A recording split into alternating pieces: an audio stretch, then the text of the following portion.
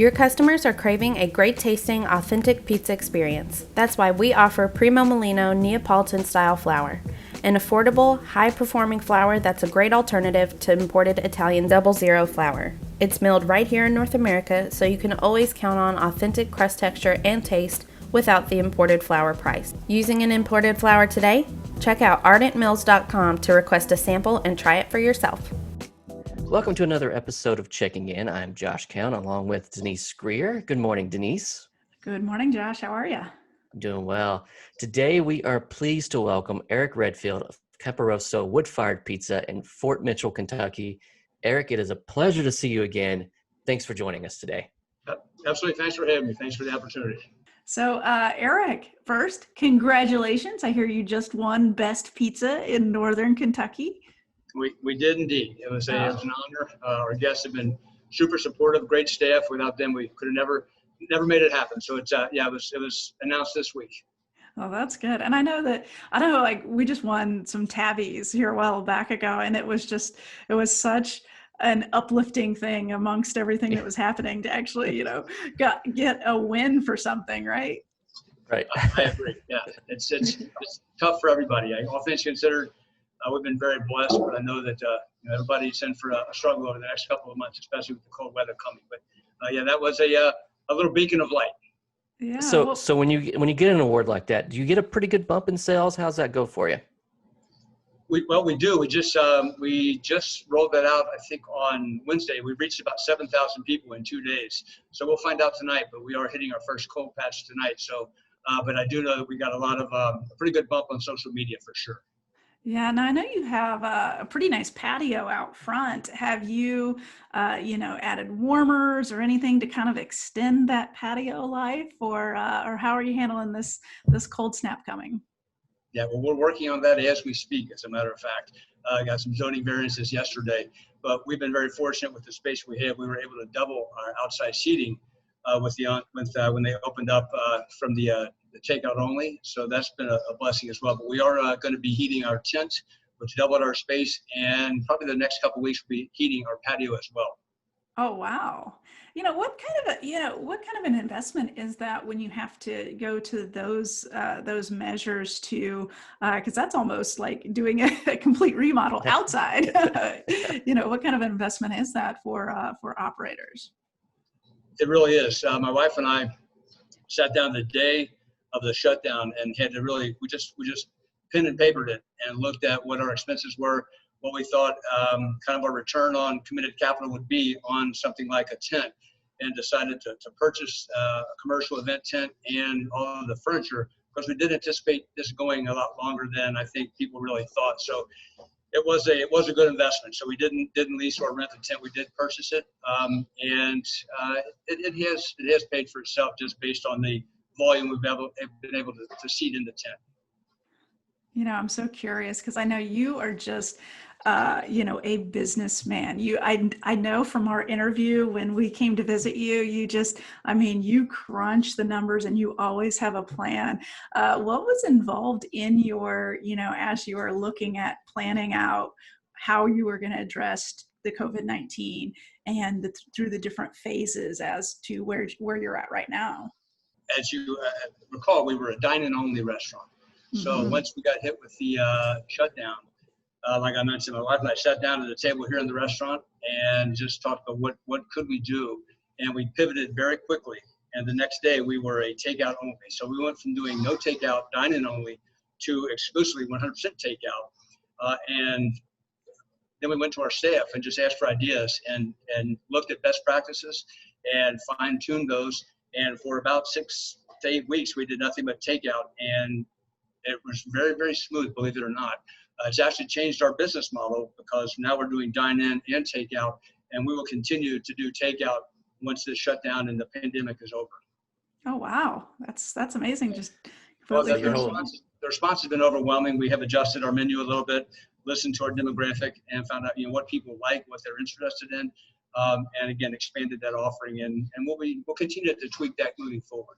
Are they ordering different things right now? Because I know you have your wood-fired pizza, and then you have your more stretched standard crust, and then are you still doing your Roman as well? Because I know you were playing with a Roman. We're still playing with the Roman. We've done that for some special events, but we haven't rolled that out here at the restaurant yet. We did modify our menu and our pizza offerings, and we do wood fired, and we do one size of the Americana, the more traditional American pizza. We do a 16-inch in that, and offer. We used to split it up and not offer the same toppings for each pizza. Now it's pretty much you can get either style and whatever toppings you want. That's really made it much simpler for the staff and for people that wanted to order.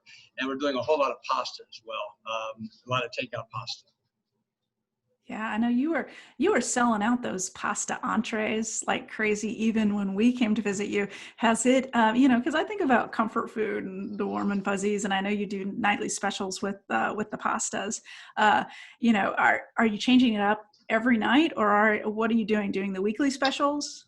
We're doing something. We try to do something every night from a pasta perspective and from a pizza perspective, with gnocchi and spaghetti meatballs, and we give our chef a lot of flexibility back in the kitchen. Last night we did our version of an Italian shrimp and grits, so a shrimp polenta with a special sauce. So a lot of stuff like that. So like I said, our guests have been very receptive.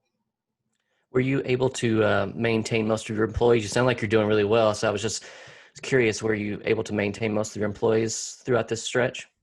We have 100%. So initially during the first 8 weeks we ran a promotion where we redistributed 100% of our profits back to our employees because we just didn't know how long this was going to go. But after about 6 weeks, we were able to bring everybody back. So we actually have 48 employees. And everyone that wants to work is working. We offer group health, vision, dental, 401k, and we didn't take anybody or remove anybody from any of those programs. So we've been very blessed and fortunate to do that. Yeah, and I mean, from our conference when we revisited you last year in 2019, right? Was it 2019? It seems like a million years ago at this point. I still get that magazine out frequently, trust me.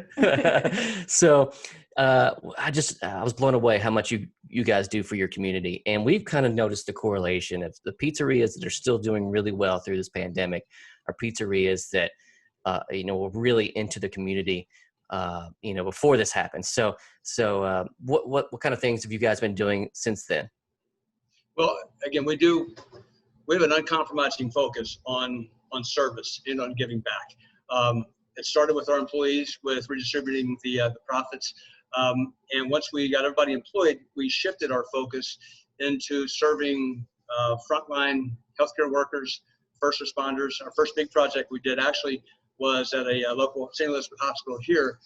We had a luncheon for the facilities management folks at St. Elizabeth. Those are the folks, the unsung heroes that are keeping those facilities clean and sterile and safe for everyone. So we fed them, and then we rolled that into doing family meals for the healthcare workers that were providing care for COVID-19 patients at another facility. So we're doing take-home meals that they could finish their shift, take those meals home, and feed their family. So we did that as well. So we probably served over 1,000 meals to groups like that. And we're getting ready to launch another program for the cancer center here. And to your point, I think that not losing sight of that has really helped us. And as we mentioned in the last time we were here, we're driven by Philippians 2:4 and look out for the needs of others. And even during this pandemic, we haven't lost sight of that. Now more than ever, I think people, whether it be employees or people out there helping, everybody needs something and everybody has something to give. I think about your team and, what's the morale like with your crew? I mean, you're doing great things for them. Are you guys able to, stay completely fully staffed right now? Are you having those ups and downs with keeping fully staffed? Because I know you're probably just busier than can be right now. Oh, yeah. The morale's good. And I think that, with everything we just talked about, I think that they all buy into that as well. And I think we learn from them, they learn from us, and it's what is projected out with our guests and with other organizations that they support. The young lady that's just helping us with the IT supports what's the name of your group? Isaiah House. They feed poor and the homeless and those in need monthly. So we have people here that want to do that kind of things, and I just think it it creates a very neat culture here. And we've been able to keep that culture, keep all the folks here together, and we have very, very little turnover. That's great. I should know this because I live in Kentucky, but what's the dine-in capacity right now that they're operating? Is it 50% or 50% with social distancing, so you still have to be 6 feet apart. so have you had to set up your dining room any different, or are you just taking some tables away, or what are you guys doing right now? We set it up differently, and because it's a challenge, because if you have we haven't limited seating, and we have not had an increase or had a maximum party size. So if we have 9-10 customers come in and they're all two tops, it pretty much takes up our whole restaurant. We have 18 customers. So that's difficult. So that's been a challenge, and we are fine tuning that. Again, looking at best practices, figuring out how to maximize our space while still keeping people safe. As we roll into 2021, what's top of mind with you? What are you thinking about as we roll into the winter and 2021? Well, right now, I think, and the advice I would give anybody that is in the restaurant industry and is in this, so December, January, February, you absolutely have to be looking at top line revenue, so gross sales versus profit. You want to meet your debt service. You want to keep your staff employed, and hope for an early spring. So that's what we're doing. So we're getting creative to bring people in. You want to drive revenue, you want to drive gross sales, and make sure that you're getting everything covered, and just don't worry about profit just for the next 3 months. Obviously, we're in this to make a living, but under these unprecedented circumstances and what we're going through right now, you have to be creative. You have to look at that side of it to keep your doors open, pay your debt, keep your people employed, and again, and hope for the spring. But we're doing a lot of creative things. We're going to be heating outside. I have an outside bar now. We applied for a liquor license for outside. We're offering, very creative, inexpensive cocktails, and it helps on 2 levels. Number one, keeps people calm and they can kind of hang out and while they're waiting for a table. But it also keeps people outside and socially distanced, so they're not crowding into and congregating at our bar. So that's been a kind of a neat thing, and it has a little bit of a block party kind of feel to it when people are out there, but they're adhering to the spacing, and that's worked really well too. Yeah, and you're on a pretty busy street, as I recall. So having that kind of block party atmosphere on a busy street probably works pretty well as well. We have it separated. We have some bollards out there to keep that traffic and keep the people from the traffic. And we have some planters out there. I set up it looks a bit like a kind of a fall festival. We have hay bales, and we have some fire pits and booths, and benches that we have outside to kind of create that atmosphere and keeps people away from the road. But yeah, we are on a heavily traveled state road. Yeah, you mentioned marketing. What's your focus on marketing right now? What's working for you guys as far as marketing goes? It is all organic. So we don't have a marketing budget. We use social media exclusively. We use a lot of social media, but more than anything else, it's word of mouth, and I think just the buzz that we're creating from the street as well. And we've lit up our tent, and people drive by and see the crowds, and it's bringing people in. Josh, do you have a? So yeah. I just you're talking about some of the creative. Yeah, so you're talking about some of the creative ideas you guys were having to bringing people in, with the outside bar. What are a couple other ideas you guys have tossed out there and have been well received? Well, I think again, the outside bar, the tent, the little waiting area that is, like I mentioned, it looks a little bit like a fall festival area. Nice. And it's more than anything else, it's creating that interest level and that vibe that make people want to come in and see what's going on. So we have, during this pandemic, like I mentioned, I empathize with what everyone is going through, but we have seen so many new customers come in to kind of see what we were all about, just based on that, and then staying very focused and consistent and true to our recipes and true to what we're doing. So we don't try to do too much here relative to the menu. We stay true to that. Absolutely.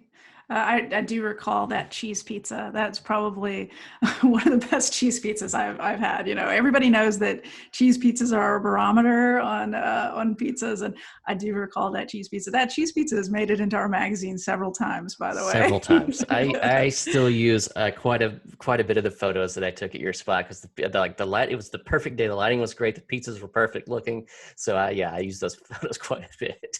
You know what that means? You need to come back. Yes, oh, we do. absolutely. We really will do. definitely do that.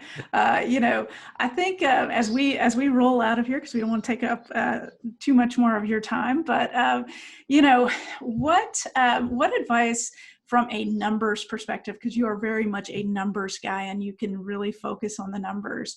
You know, from a numbers perspective, what's going to help operators get through this? Well, you need to be very nimble, obviously. Everything is changing on a regular basis. For us, you know, anecdotally, it was really adapting and pivoting to the takeout model, as well as being creative with the outside dining. So you can't be afraid to take risk. You can't be afraid to think outside the box. Obviously, you have to be fiscally responsible in doing that and take calculated risk. But you really have to look at what the demographic is looking for. Number one, you have to keep people safe. I mean, I hear that so much that people feel safe coming here. That's number one. They feel safe coming here. So we want to make sure we maintain that, and then give them space outside where they can dine outside. You know, heat the tent. You know, heat your outside areas if you have that. Look at takeout. We didn't do takeout. Takeout's probably 30% of our business right now. So that has really sustained us through this first part of this pandemic. And I would also recommend folks, as you're making decisions, anticipate that we're going to be doing this probably until the spring. If we're not, we're all the better for it. But from our perspective, the decisions we're making are based on us being in this current situation, at least until the spring. Absolutely. Well, thank you so much, Eric, for taking time to talk to us today. We appreciate it. And best of luck with everything you have going on. And, you know, keep us posted. We can't wait to see what's next for Camporosso. Well, thank you so much for the opportunity, and we look forward to seeing you come in.